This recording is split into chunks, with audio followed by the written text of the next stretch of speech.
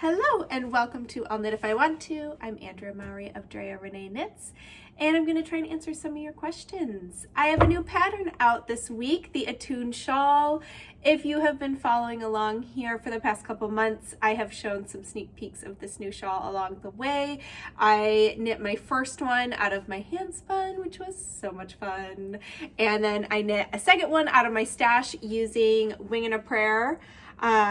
Cormo DK, which is Wing and a Prayer is a farm in Vermont, not too far from where I live, and Tammy raises some adorable sheep, and so the kind of teal aqua color here is from her sheep, and then I paired it with spin cycle yarns dyed in the wool in 3 different colors that created kind of like a fade.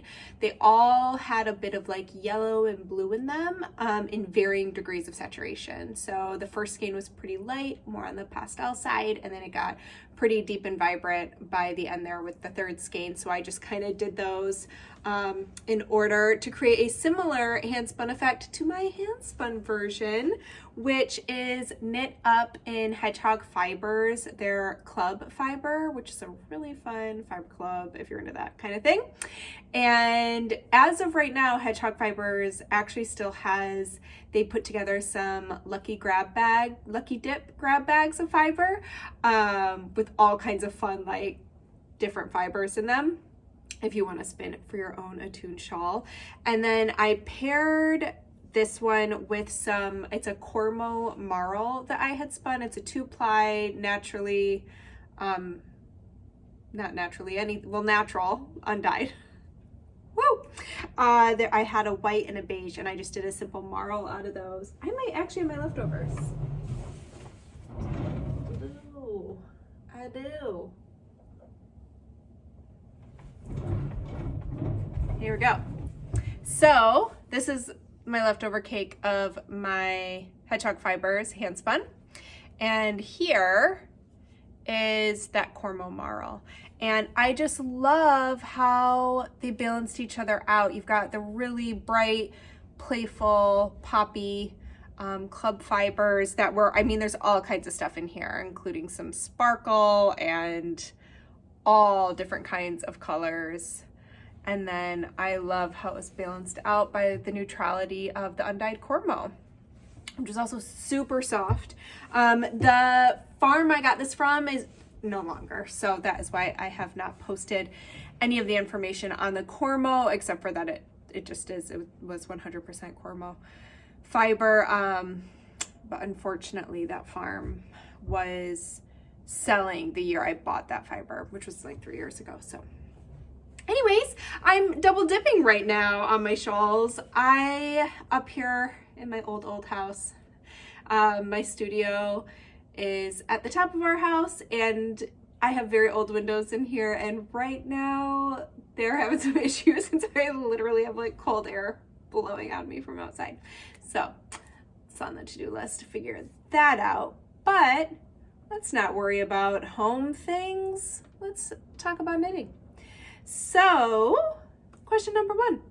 I am making the weekender. My gauge is spot on, but I would like to make the sleeves a bit wider for my arms. How would I make that adjustment? So I have covered sleeve stuff a few times on here, but I get this question pretty frequently, so I thought it would be fun to just go over it again quickly. So the nice thing about a sweater like the Weekender, which is a drop sleeve sweater, is it's pretty easy to make an adjustment for your sleeve depth. Depending on how you feel about the length of the body, if you like where the body's gonna be at, to make your sleeves larger, I just recommend splitting for the sleeve opening sooner than what the pattern calls for, so that you can knit it for longer. So for my size, I think the sleeve opening is about, I think it's between 5.5 and 6 inches for a 11 to 12 inch upper arm circumference once I pick up stitches for that opening. So let's say I wanted that to be closer to a 13 inch upper arm. I would divide a little bit earlier so I could continue this sleeve opening. So you want to think about it as half of your circumference. So it's your diameters right here. And so if I wanted a total of 13 inches, once I pick up stitches on the front and the back, I need to knit this length for half of that. So that would be 6.5 inches is how long I want this opening to be. So if originally I'm gonna say for my size, I was meant to knit this for 5.5 inches, I just wanna divide 1 inch sooner so that I'm adding what will actually equal 2 inches of circumference, one to the front and one to the back. So hopefully that makes sense. The other thing to take care on that I've also mentioned before is your needle size. Most of us, the vast majority, knit tighter in small circumference knitting than we do in large circumference knitting. So our body gauge might be spot on, but then we go to knit our sleeves and we tighten it up, and it can be a significant difference. Guess how I know? So that is where I would recommend going up a needle size. And if you just need a slight adjustment in that sleeve, that might be enough to accommodate the size you want without having to knit the upper arm opening, that yoke deeper. But yeah, there are 2 pretty easy modifications that you can try out to get the sleeves that you would like. All right, next question. I'm hoping you, so this is one I get a lot as well, which we have touched on it a little bit, but I loved the way that this person worded the question to kind of help us visualize. Let's just get into it. I'm hoping you can help me understand the instances when it is okay to mix superwash and non-superwash yarn in knitted garments. Years ago, as a new adventurous knitter, I had a horrible experience with using superwash for the shawl collar and button bands on a cardigan, where the body was non-superwash. The button band and shawl collar grew to a floppy mess. Since then, I'm very hesitant to mix superwash with non-superwash yarns, but I'm wondering if it would be okay in a colorwork yoke since it is embedded in the body rather than an edging. Is there a rule of thumb when mixing superwash with non-superwash yarn in projects? So I just thought that this really perfectly gave an example of things to be careful of when using superwash yarns.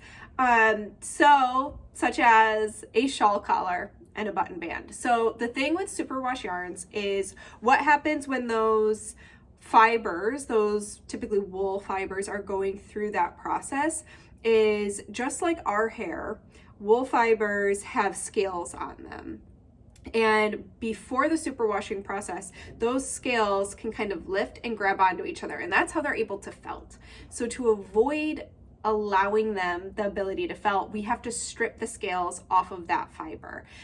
And when we do that, it's going to make for a more slippery fiber that can't lock on and grab each other.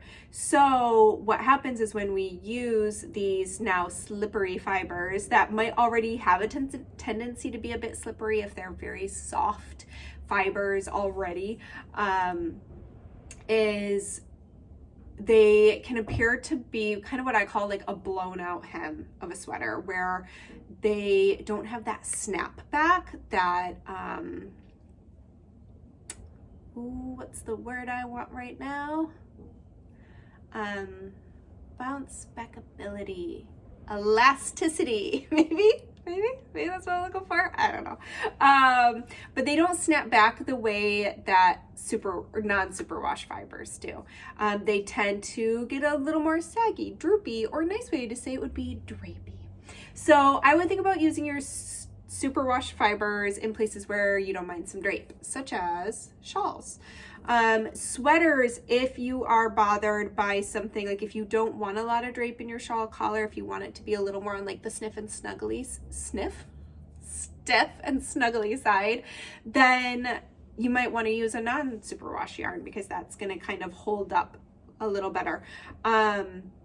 I would definitely also just pay attention to gauge there, because you definitely wouldn't want a super loose gauge on any of the ribbing, button bands, collars, etc. with that superwash yarn, because since it already has a tendency to get a little, for lack of a better word, floppy, we want to try and avoid that to the best of our ability by giving it a little bit of structure through our gauge.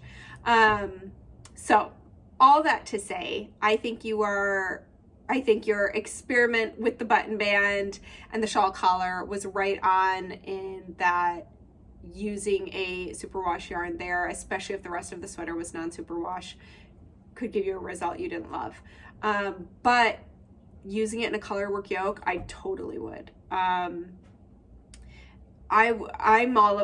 love yokes that have like texture and interest, and so I'm all about throwing some different things in there and playing with it. The best way to know if you're going to like it is to do a swatch, and so that's what I would recommend. You could even put that motif on like the cuff of a sock or some mitts or the rim of a hat, and kind of start there to see if you do like the combination of yarns. So that is what I would recommend doing. Needles. I get this question a lot too. This was a day of like rapid fire questions that I get a lot of, that I was like, okay, let's just tackle these. So you have talked about your favorite brand of interchangeable needles. Do you have a preference on needle tip length, 4-inch or 5-inch? Does it depend on the project? I very much have an opinion and a preference. I like the 4-inch tip. I think I'm kind of in the minority here though. Like, I think almost all of my friends who are knitters prefer 5-inch tips. They're just, here's why. Just like I prefer circulars and magic loop over DPNs, I want the tool that can do everything I want it to do without having to change to a different tool if possible. So knitting like a hat on 5-inch tips is very cumbersome and uncomfortable to me because the tips are too long for the length of the cord. So I just feel like 4-inch tips are better suited to kind of do all the things than a 5-inch tip. I also find them perfectly comfortable. The reason I think a lot of people don't like them is they can't, it's almost like their fingers fall off. You know, they're not long enough. They like a longer needle tip for that stability and that comfort. So I really think it's personal preference and just seeing what's more comfortable for you. But I am a 4-inch tip kind of person. All right. Do you take into account amount of yarn used when designing non-garments? Like if you were designing a shawl and it took just over 1 skein, would you edit your pattern to use less yarn so that knitters didn't have to buy 2 skeins to just barely dip into the second one? Just curious if you notice that being important to people or not. I think this is a great question, and it is 100% a thought that comes into my mind when designing garments as well. You know, it is obviously with garments, it's a lot more challenging because once you start grading it into 10 different sizes, you can't really help if a size only ends up needing a little bit of another skein, because you're not just gonna have that size have like 3/4 length sleeves and all the other size have long sleeves. You know, like you kind of just have to call for what is necessary. For shawls and anything, if there is a way for me to not have to dip a little bit into another skein, I 100% try to avoid that. That being said, where that gets extra tricky is every single skein of yarn you purchase will not weigh the same necessarily as another same skein from that same company. So I just said that so poorly, but you have 2 skeins of yarn. It's my hand spun, so, but you'll get the idea. So you have 2 skeins of yarn. I did not do a good job twisting that one up, huh? And they are sold, let's say both of these are listed as 100 grams and 400 yards. If you actually take that home and you weigh it, which as a designer, I weigh everything to try and come up with the most exact, precise amounts I can. What you'll notice is one might weigh 97 grams. One might weigh 104 grams. Sometimes it's even way bigger discrepancies than that. Sometimes you have a 100-gram skein of yarn, you go and weigh it, and there's 115 grams there. So it's not this super precise thing. I find that pretty much every skein of yarn tends to weigh a little bit differently. And so that's where it can be tricky is another question I often get asked is, do you include yardage amounts so that there's enough yarn to swatch for a project. And I do. I usually bump up the required yardage by about 10% to include a window of not only enough for swatching, but there's just so many discrepancies that happen along the way when we knit. We all knit differently. We all use a little bit different amount of yarn when we're creating our knits or our purls, especially purls can really vary vastly from knitter to knitter. And so it's not an exact science. It is very much an approximation. So I do my best. What I don't want to do is have people run out of yarn while they're knitting a project, because to me that's a lot more frustrating than having some left over where you could throw that into the color work of a sweater or knit a hat or mitts or a present or use it for swatching, whatever it may be. At least for me personally, I would rather have a little bit left over than run out right when I'm towards the end of a project and then have to cross my fingers and hope I can order more of that same yarn and that is the same color from the same dye lot, etc. So all that to say, it is tricky. That is part of the puzzle when designing, is trying to get the best use out of the yarn. I mean, that's kind of part of the fun of knitting something like a shawl, is you kind of want to like eke out every little bit of that yardage you can. But yeah, you want to avoid the yarn chicken. So I definitely try to keep yarn amounts in check to the best of my ability. I'll also then just round that out by saying, you know, sometimes there's a vision and, you know, it just uses what it uses. But that's why it's good to have all different kinds of sizes of projects too. Sometimes we really want to be able to do a project with a single skein of yarn. Sometimes there's projects that are going to use a whole lot more. And, you know, my grandma only ever knit blankets. So she used a lot of yarn all the time. But it's nice to be able to kind of run that out for different yarn quantities. Okay, I just rambled on long enough about that one. Let's go on to the next question. I thought this was so good. I think all of your questions are great. Obviously, I think I say this every time. I'm like, ooh, and then there's this great question.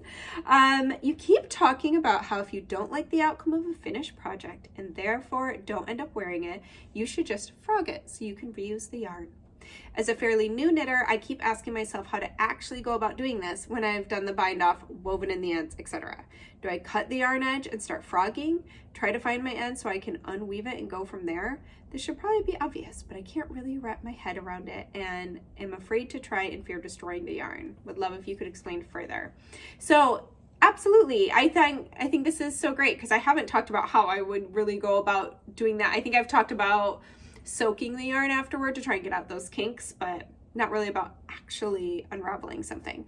So I would say if you are unsure about a project you finished, but you want to give it a little time to decide, my practice is I weave in my ends after I finish a project. I then block it, but I don't trim off where I've woven in those ends until after blocking.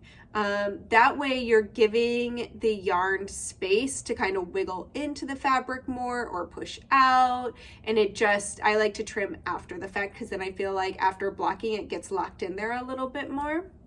So if you go that route, I would recommend not trimming those ends off yet, wearing it around the house. I mean, even depending on what the knit is.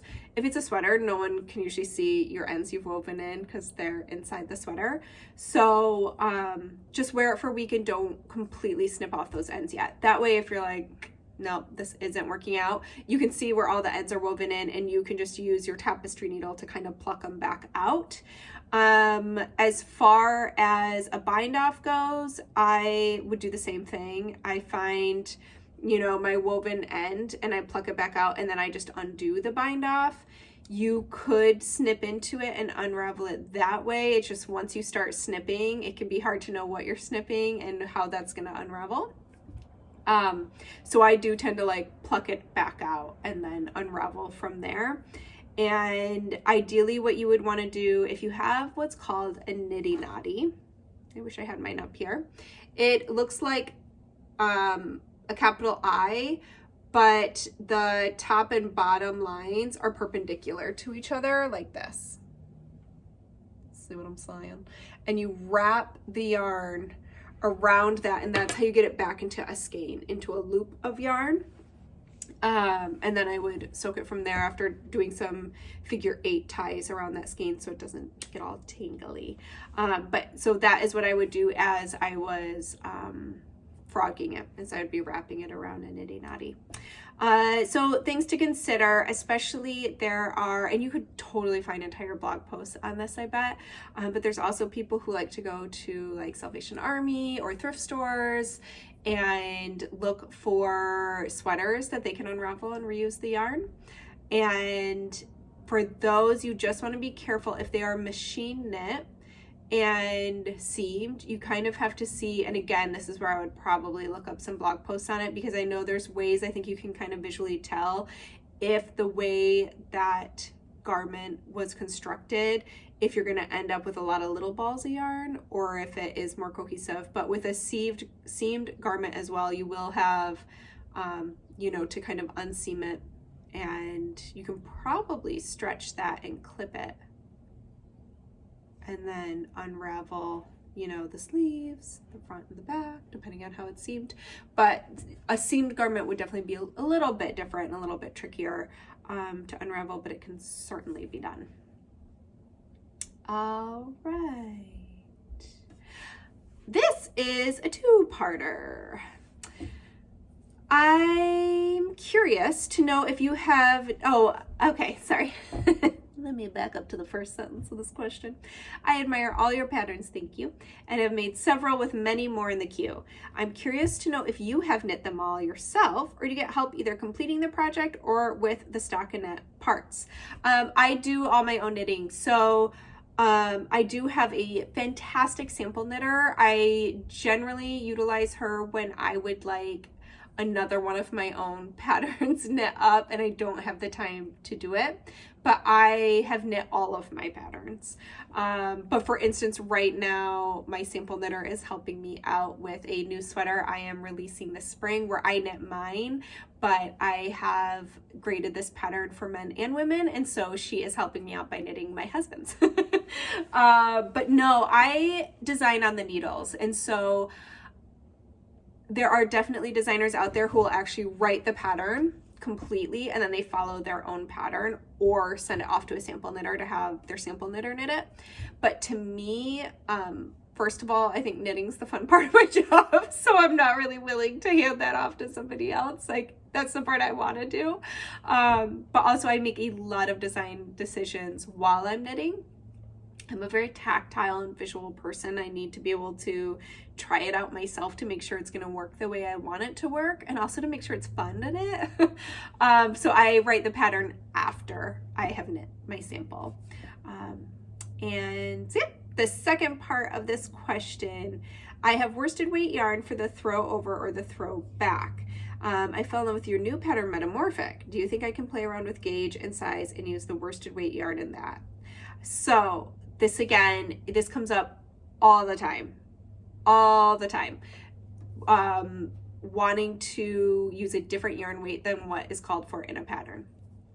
So I know a number of knitters who will just choose a different size and they will knit that with their yarn weight at the gauge that they came up with. I think experimentation is fabulous. I will say patterns are not graded in this really equal way across all portions of a garment where you can necessarily just completely swap a different gauge into a pattern and try and knit a different size and have it actually proportionally work out the way that the sweater was intended to. So back before I started designing, I had the same thing. I had a yarn I really wanted to use. I had a sweater I really wanted to knit, and I wanted to be able to use them together. So I figured out the gauge of the fabric I liked. And then what I actually did is I went through that entire pattern with my gauge and I redid all the math of that pattern for my size so that my end measurements would still equal the measurements they were meant to and intended for in that pattern at my gauge. So again, I know that there's people all the time, I see it in the comment, they're like, I just pick a different size and I just knit it at this gauge. You totally fun. And again, experimenting and seeing what happens. I think that there are different sweater styles that are going to be more forgiving in that sense, like something with more positive ease that doesn't have to fit your body super well proportionally. But I don't recommend, I wouldn't recommend doing it. Does that make sense? Like, I'll cheer you on if you want to, but I'm going to say go down that path with open eyes that there's a good chance it's not going to turn out the way it was intended to turn out unless you actually go through that pattern and redo the math at that gauge. So there is my probably unpopular response to that question that we get all the time, is that we just don't recommend it because it was intended, you know, the math, it just isn't like that clear cut. But try it. You know, knit fabric is super flexible. So I would try it more willingly with a knit pattern than I would say a sewing pattern. Okay. And yes, some of you noticed a new member of my spinning family back there. I did get a new spinning wheel. I got the Shacked flat iron. I really wanted a Saxony style wheel. After I learned long draw, I was doing long draw on my Matchless, which is a castle style wheel. And I was really doing weird things to my back, trying to twist to like have enough space. And I wasn't trying to like get exorbitantly long in that draw, but even just pulling back the way I was causing issues for my back. So I wanted something where I could kind of pull across my body. And so I thankfully have a fabulous store really close to me owned by my friend Casey called Port Fiber. And so I got to go and try all of her wheels out. And I ended up choosing this one because I actually hadn't chosen this one at first, and then I went and tried them a few times and it just spins itself. There's another wheel that I was looking at that's very like beautiful and kind of like that Cinderella style. Is that the right? Nope, not Cinderella, Sleeping Beauty, whatever. But it did not feel as intuitive for my body. And then I did the flat iron and it honestly was just like so easy. So anyways, I also like that it's lightweight. It is bigger, it takes up more space, but it is lighter than my Matchless, which is my captain style wheel. Am I saying that right now? Castle style wheel. Okay. So I thought I would end today by showing you how I like to put on my new shawl and maybe showing you some close-ups of them. So again, this is, ooh, it's so cold in here. So this is my hand spun one. Here's the right side. So I especially love how colors like this look from a distance. Like I love looking at the photos from the photo shoot. And we took them on the beach here in Maine, and I just love, it's just so visually interesting to me. Like I could just look at it, you know, it's like a painting. It just draws your eyes over back and forth and you just kind of want to keep looking at it. So anyways, to style this shawl is basically what I always do. So I will grab both ends and wrap one around, and then I bring the other.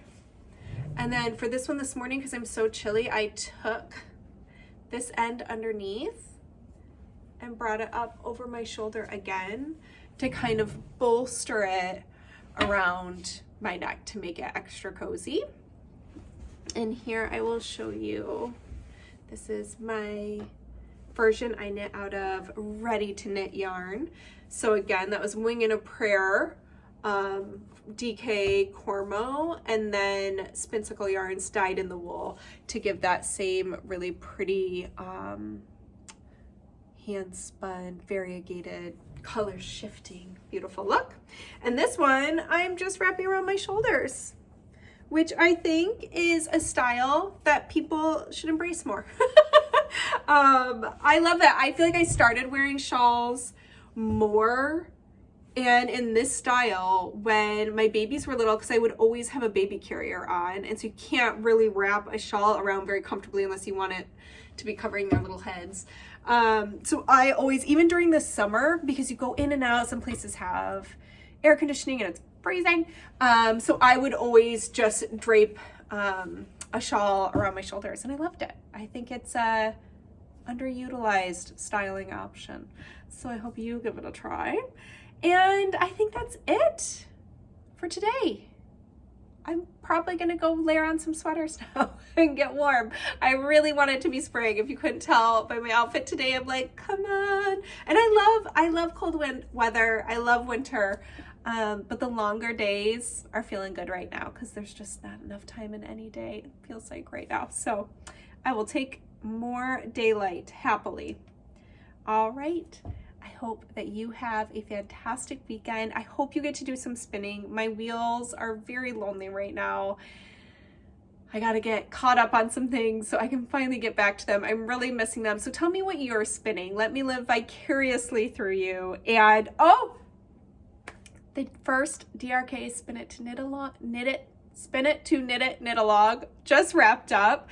And I am trying to figure out the best way to continue to host those knit alongs. I appreciate everyone who threw in what pattern they would love to cast on next with their hand spun or spin for. And yeah, I have some ideas percolating and I'm just not sure how to bring them to fruition, but I am working on it and I'm excited to see if we can't maybe just make this a really fun little ongoing community thing to do together. All right, I will see you here next week. Have a great weekend.